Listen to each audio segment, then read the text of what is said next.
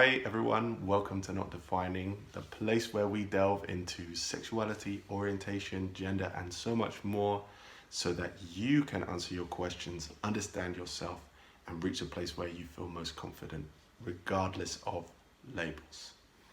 So on that topic today, we're going to be delving into the term queer. Now, we've been hearing a lot about the term queer recently. It's growing in popularity, but it was first coined in the 1500s in the English language. It was used to describe someone who was just slightly odd, and that's how it started. It didn't start to be used to refer to LGBT people until the late 1800s, and it was actually recorded in the trial of Oscar Wilde, where he was described as a queer person, and that meant that he was a homosexual person. So it was used from that point, sometimes in a derogatory sense. So obviously that term meaning odd, weird, out of the ordinary was the way that homosexual people or LGBT people were seen at the time. It wasn't until the 1980s, 1990s, that the term started to be kind of reclaimed by the LGBT community and used as an empowering term. So today, it is used mostly as a positive term, and it describes someone who is generally LGBTQ+. So the way I like to think of it is, if you have the terms gay and homosexual, the former is the kind of informal colloquial term that we all use, and the latter is the kind of more accurate, maybe even scientific term that you might use in a formal setting. So queer, I guess, is the kind of colloquial term which means LGBTQ+. The thing about queer, and I think part of the reason why it's being used quite a lot nowadays, is that it kind of encompasses sexuality and gender identity. So whereas a lot of people might have identified as gay in the past, now people are choosing to use the word queer as well, because it kind of shows that not only are you attracted to the same sex, but you can also be attracted to and include non-binary people, trans people, gender fluid people, and so on. So it's a really kind of nice way where people are acknowledging that when they say same sex, they don't just mean one sex or gender. So that's really nice. So queer is part of the LGBTQ plus community, and normally it's what people use the Q for. It's important to mention that it's not the only term that comes under the Q letter. We also have questioning, which means quite literally somebody who is questioning their sexuality. That's perfectly valid as an identity. And a lesser known identity with Q is what we call quasexual. That's Q-U-O-I, like the French for what or what is it. And quasexual is a sub-identity of the asexual spectrum, where not only do people not understand what it feels like to experience sexual attraction, but they also don't actually really understand the concept of having a sexual orientation. So that would be termed as quasexual. So Q for queer, questioning, quasexual. There may be others. Let me know if there are any more.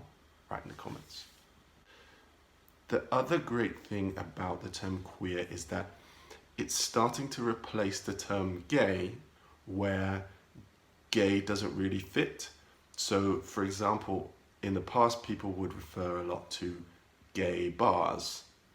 Now people are more and more talking about queer venues. It just shows that, well, it's not just a bar for gay people, it's for the whole LGBT community. Similarly, people would often refer to two men in a couple as a gay couple. But now you might refer to them more often as a queer couple, because of course those two men might be bisexual, they might be asexual, they're not necessarily gay. So queer is quite a nice term that is more inclusive than just gay, and that's great. I think building on that, what's really nice about it is that people now are kind of breaking out of that binary of just gay and straight. So people are kind of recognizing that there's a spectrum of sexuality and gender identity, and there are lots of different identities that you can have. And so queer is kind of a term which encompasses all of those. And that's why I really like it, because it's really part of this movement of people thinking, okay, right, there's not just one or the other. Queer can also be a really nice term for people who perhaps don't know what their sexuality or gender identity is. Maybe they have changing identity, or maybe they're still coming out or getting used to it. Queer is like this catch-all term, so you can say, I'm a queer man, or I'm a queer woman, or I'm a queer person. And it just kind of summarizes everything, so you don't have to, say exactly the details of what it is. If you are trying to work out your sexuality or your gender identity, Not Defining is the place for you. Please hit the subscribe button, because it really helps us outreach more people. And write in the comments if you'd like any tailored help. I will get back to everyone. So thank you so much. Now, it's worth mentioning at this point that the term queer does come from originally something that was a pejorative term, i.e. it was very offensive. And there are still many people who do find it offensive. So what I would say is just be conscious of that. If you are a straight ally, for example, and you're referring to people, what I would say is take your cue from them, just like any identity really. Ask people how they identify, and if LGBT people are describing themselves as queer, then by all means use it. But if they're not, try not to use it kind of proactively yourself, because they might not like that term. I know I definitely struggled with it, and I still struggle with it a little bit, but that's just the thing. Particularly what I have found is that a lot of members of our older LGBTQ+ community will sometimes have painful memories of when that word was used in a very derogatory way, and it can be actually really difficult for people to hear it used and bandied around when actually maybe they have memories of being attacked or mistreated, or having that word kind of thrown at them in their lives. So just be aware of that, and like anything, it's everybody's right to use what word they feel most comfortable with. And the last thing that I would say about the term queer is that it's a little bit political as well. So LGBT is really just very descriptive, right? It just says what it is on the tin. Whereas queer, there's a bit of an ideology behind it. Not for everyone, but for some people, there's an additional meaning to being a queer person.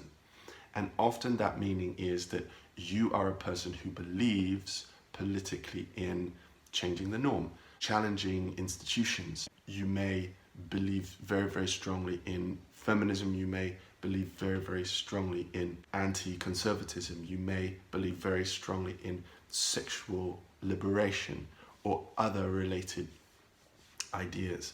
So queer is almost like an identity politically, as well as something which describes your gender and or your sexuality. So some people can use it like that. I use it like that. I describe myself as a queer activist because I believe in those things. So it's quite a nice term that can just encompass so many things. So those are my thoughts. As always, what do you think? Do you define as queer? Would you like to define as queer? Do you know people who define as queer? Have you got any other meanings or definitions of queer? How do you think about it? I would always love to know. Please drop me a comment and subscribe to our channel, and I will be releasing lots more content for you soon. Anyway, have a great day. and thanks for listening. Bye for now.